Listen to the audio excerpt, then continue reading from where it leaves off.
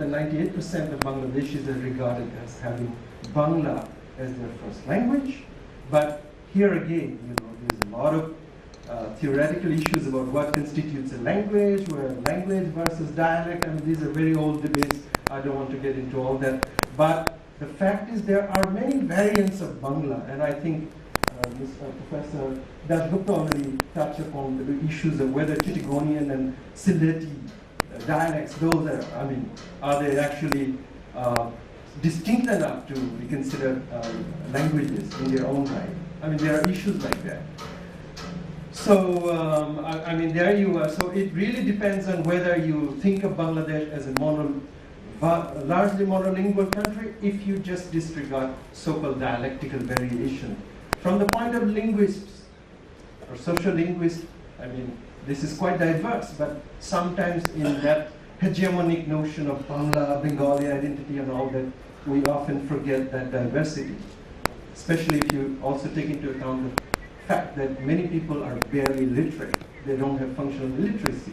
So that standard Bangla is actually outside the linguistic competence of vast majority of the people which we often forget in our statistical story of 98% Bengali. I think this needs to be remembered. And of course, I will not go into, but I mean, there's someone jokingly said that language is a dialect that has an army and a navy and a police and so on. So there are stories like that. And interestingly, Bangladesh, even I didn't know, mother language seems to be a funny kind of loan translation. This is more common feature in Romance languages rather than in English. In English, they say they're more used to saying mother tongue, but somehow this has become now internationally accepted mother language. But in historical linguistics, I believe mother language has a different meaning than as in the ancestor form of a particular language. Anyway, we'll not get into that. But official language, etc. Often what we forget is Bangla. There is a notion that Bangla became a state language or official language only in 1952. Actually, Bangla had been official languages outside of Bengal proper. If you go to places like Tripura, study the history of kingdoms of Tripura and other native states like Kachar and Koch Bihar, Bangla had official status.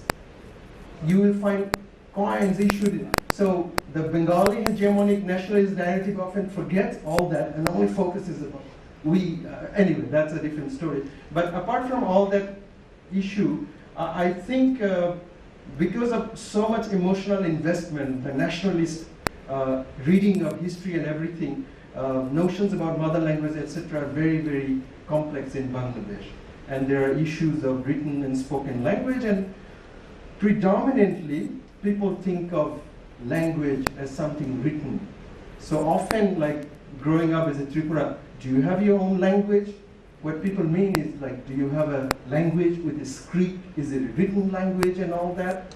And all these notions actually have practical implications. For example, there has been a government attempt to introduce multilingual education, which Sadeka talked about, for 6 different languages. One of the languages were dropped over a script debate. But anyway, I have done some work, and when I used to work in UNDP, I used to lead a project in the Chittagong Hill Tracts on multilingual education. So I know a lot of the challenges, like both conceptual and practical. I will maybe come back to that a little bit, but again, the notion of thinking of, I mean, the average educated person, starting from government official to politicians, they all think of language as something written. If it is not written, it's so-called dialect, and it has implications. For example, like languages that are not supposed to have their own scripts. Okay, let's deal with that later. Let's start with the languages. But what people forget is even the languages which are supposed to have their own scripts are actually exist other than Bangla, the standard Bangla, primarily as spoken languages. So Chakmas have their own script. Maybe they do, maybe they don't. Normas have their own script. The Mrus have invented their own script.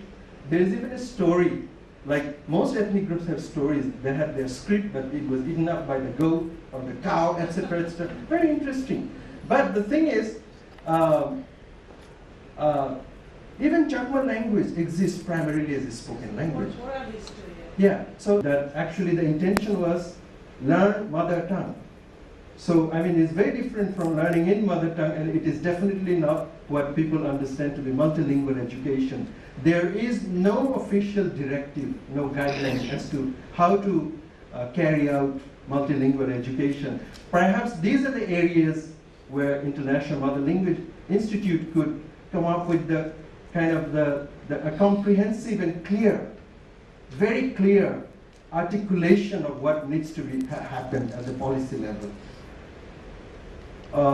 So I think this is all I had to say, and I think basically we need to have very clear policy guidelines here in Bangladesh, very conceptual clarity, which is absent at the moment. Thank you very much. Thank you. Now, questions.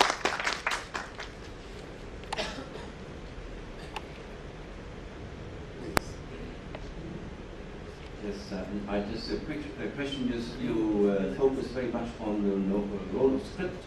So would this be a promising research avenue for this institute? The link between mother language or multilingualism and the role of script? Because it has come up several times. So what is your opinion about it? Thank you.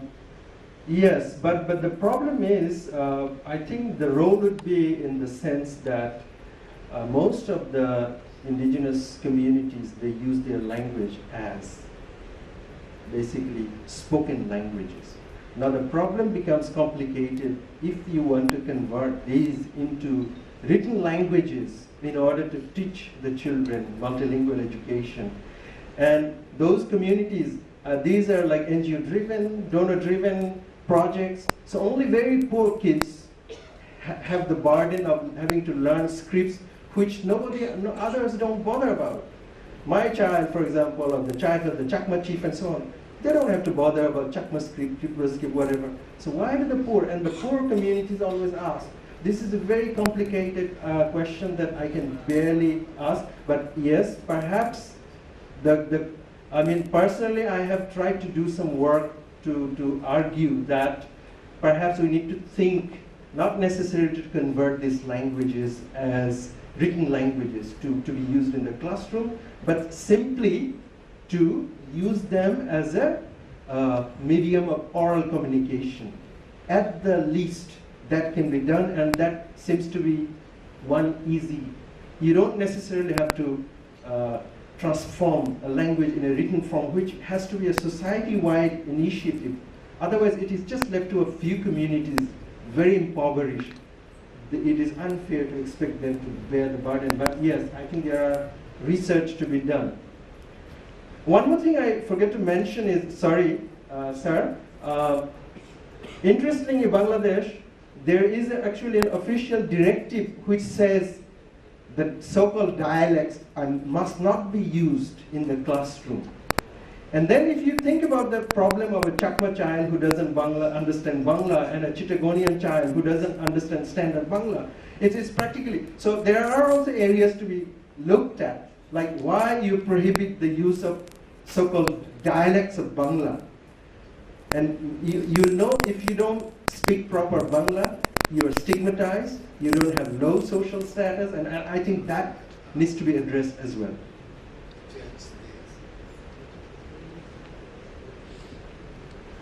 I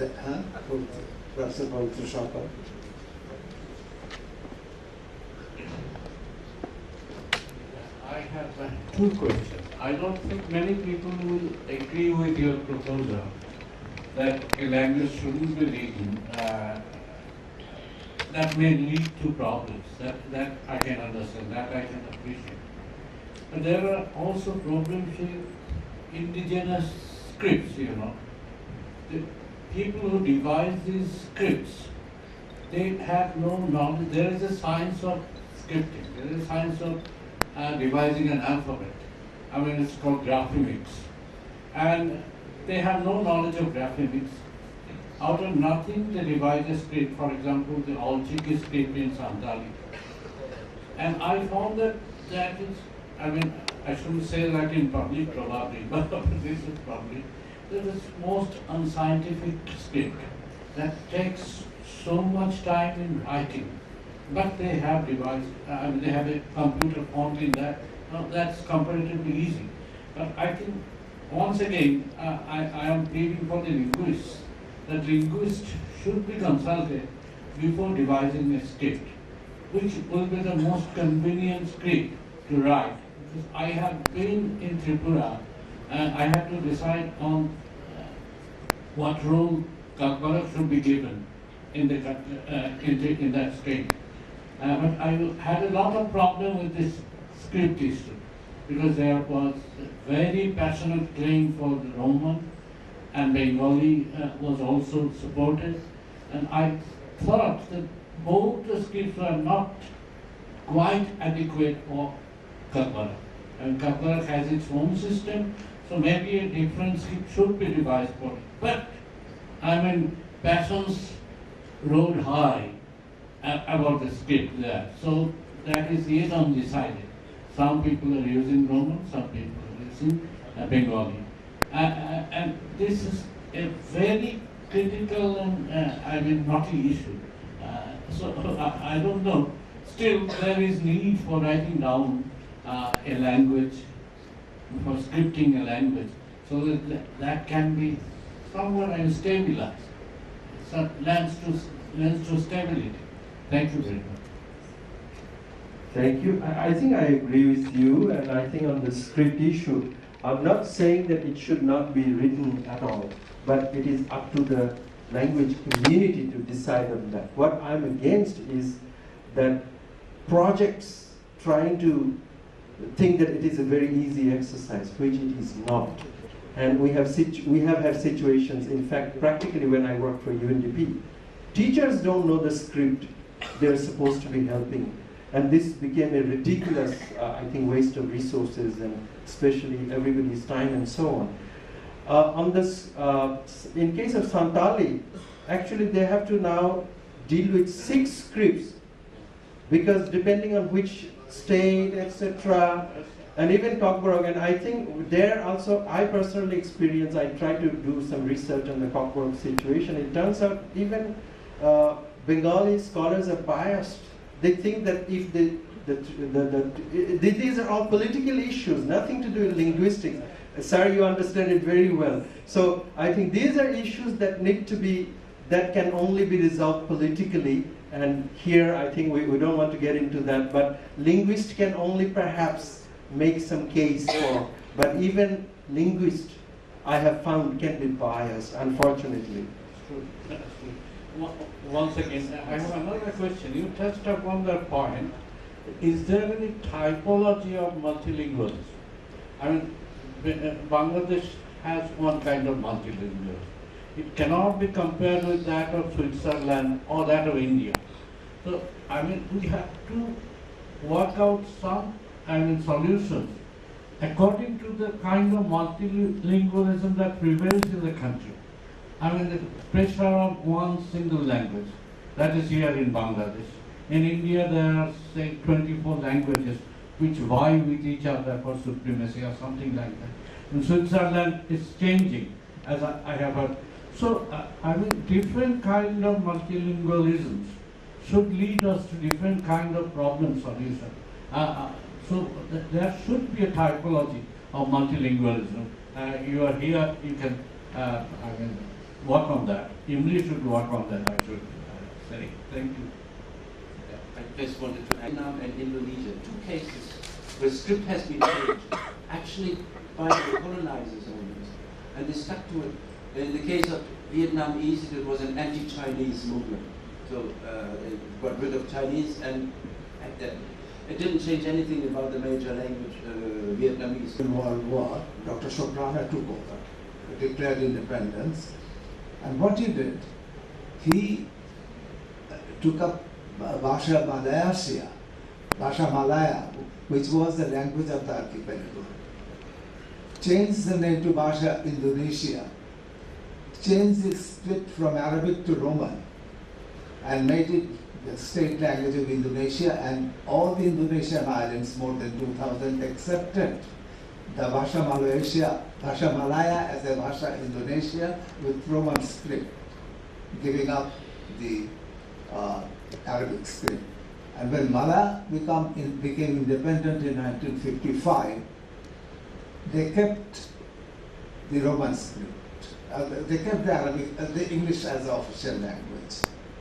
And in 1965, they changed over to Bahasa Malaya.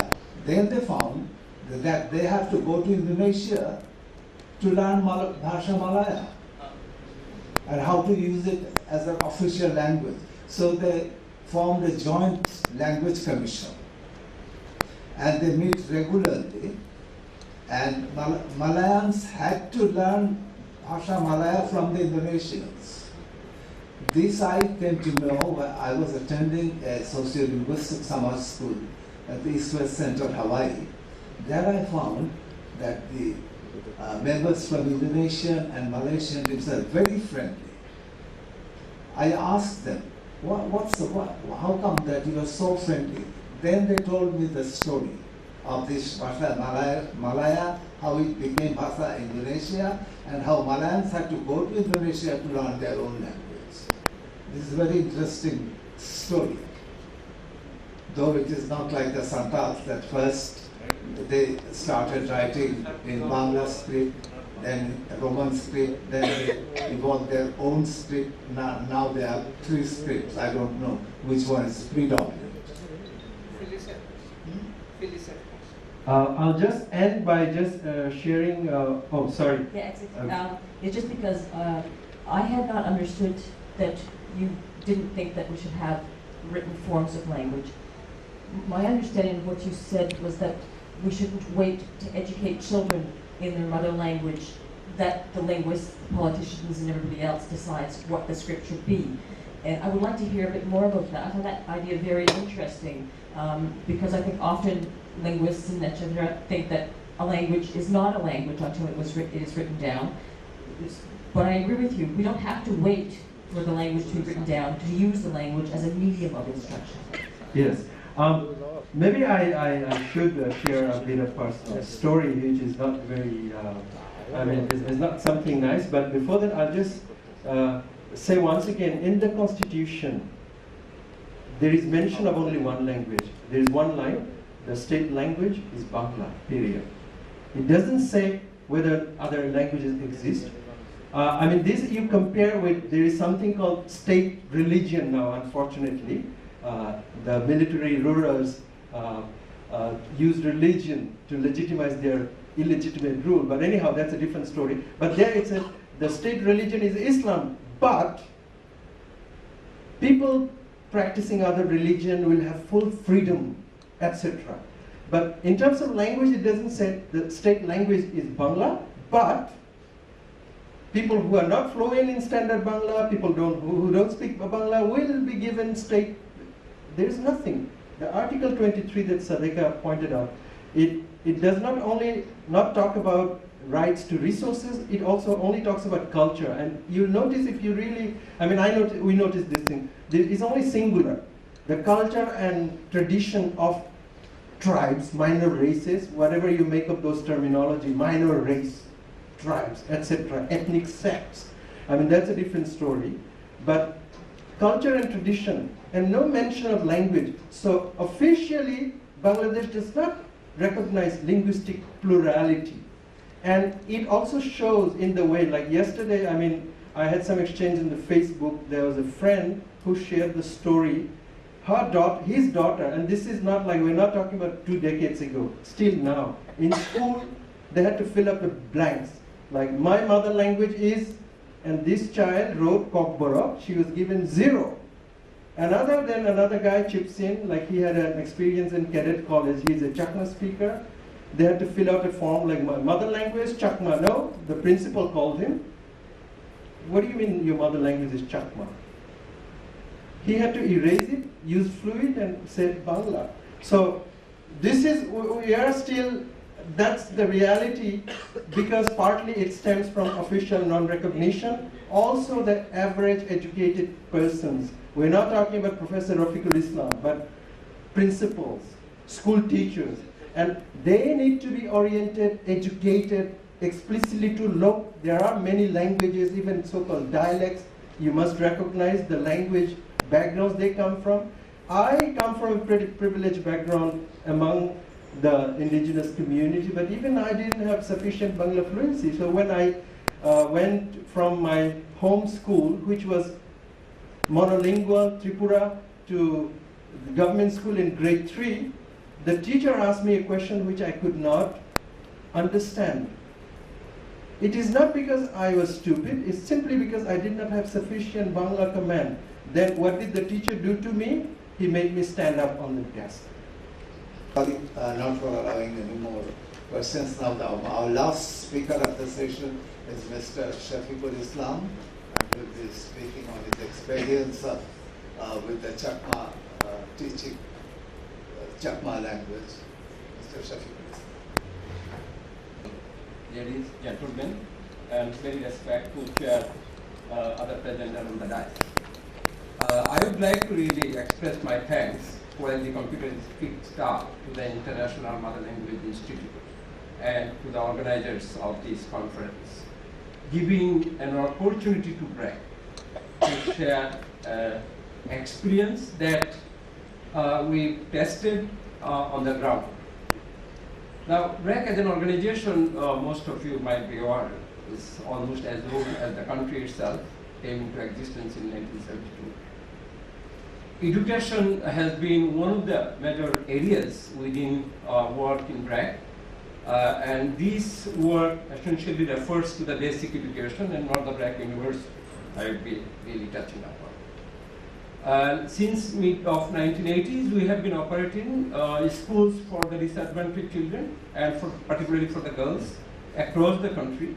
At this moment, we are operating 40,000 schools, pre-primary and primary combined, with 1.2 million children. I wish I had more time and to share really the voices of the grassroots, but the 20 minutes let me do justice to the kind of prime interest of this house, which I focus mostly on the our experiences with the Chakma language. This is a mother tongue-based education that we started in 2008. Now, I really do not want to go into these whole conceptual issues which are fundamentally important for this country to resolve. What does multilingualism means? And I am not a linguistic person either. I was a student of economics, and by working at the grassroots, I got attached to whole of education and particularly the basic education.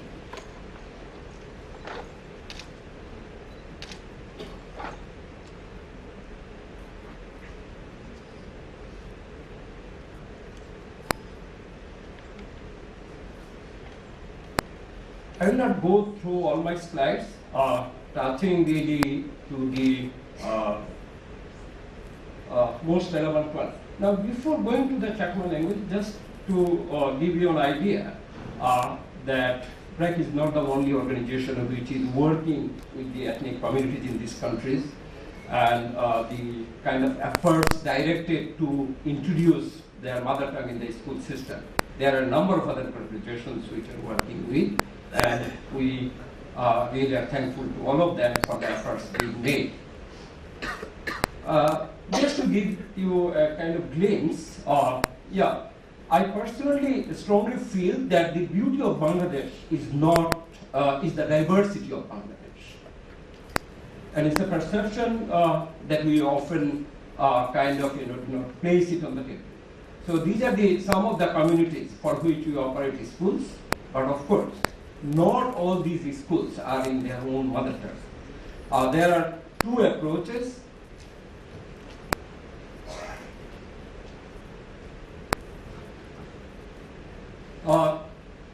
I don't know which would be the right word. One is definitely the multilingual education for the Chakma children, which is a mother tongue based effort that we are making in BRAC, and this is what I will be really talking about. And the other one, in absence of a better word, we call an improvised approach. in an improvised approach in the sense that it's not absolutely based on their mother tongue script in the school, but we bring their histories, we bring their culture, and we bring their heritage in the classroom. And let me introduce two of my colleagues. May I request Topon and Shopon to please stand up? Because it was a research project essentially that we did in the hill track. And Topon Kumar Acharya, he was the lead person, and Shopon Chakma was one of the core members and is still one of the core members in the team. We had another few members in the team I'll talk about. Thank you. Now, while operating the schools for Chakma children since late 2000, early 2000, it was exactly 1999 we started school for the Chakma children in, I think, in the hill track. What we come across, the story that Prashanto shared, if you do not answer in Bangla right, then essentially you are looked by a teacher either as a non-kind of compliable student in the classroom or finding any other word. So then we started looking for Chakma mother tongue teachers. But the story was not very different either. So it's an oral communication that takes place, but the moment the Bangla primer comes, it appears as an obstacle. Now both for the teacher and for the student. But in the previous experience, at least when the Bangla teacher was there, they could read out the Bangla materials. So that was the challenge that I come across. And then we decided that why not to introduce Chakma in the classroom as a means of instruction and developing primers, textbooks, storybooks, all in mother tongue Chakma and making Bangla a pluralistic situation for them. We consulted as many experts as possible in these countries. We consulted experts in India. We sent our colleagues to China to understand how multilingual works means and how to handle this research project. It was a project of 6 years.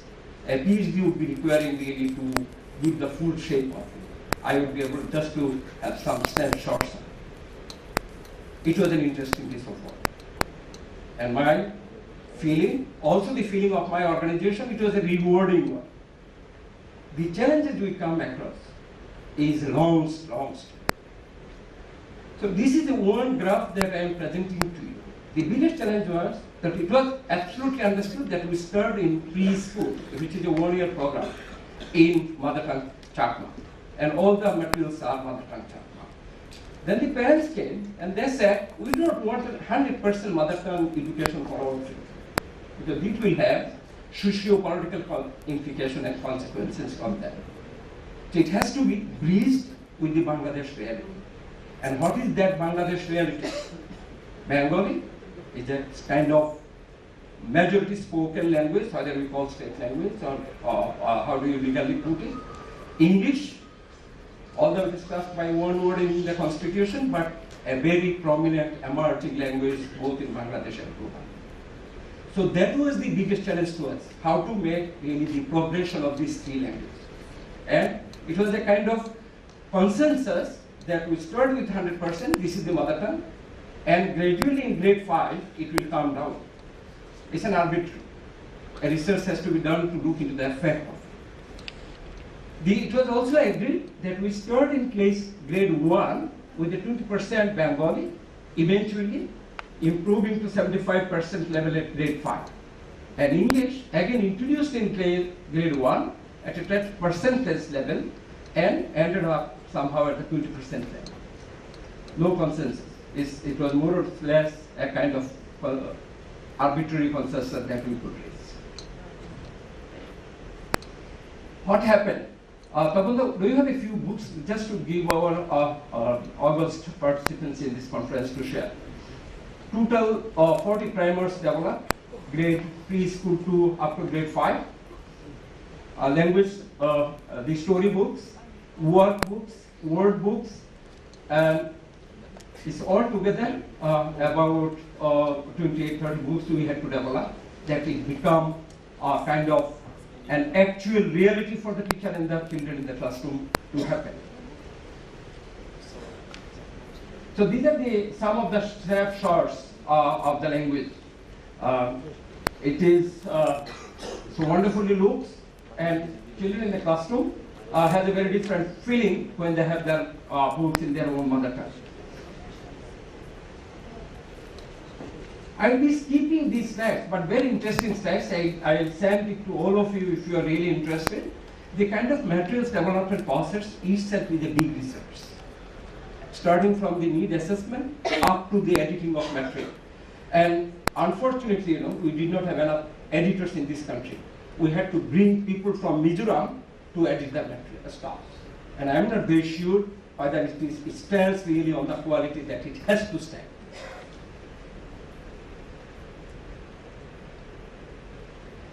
The teachers training. We started with mother tongue Chakma teachers recruited from the local communities. Very often, 10, 12 years of schooling. But more importantly, when as a student, they had no clue about their mother tongue in the script form, in the written form. So for them, Chakma language-based teaching was almost a second language. Mother tongue in the sense of expression, when the scripts come, sentence making comes, when the words come, when the whole language issue comes, it is a second language to them. And that was the biggest challenge for us. Transforming Chakma people as students and particularly the teacher of Chakma. And I tell you, this can be itself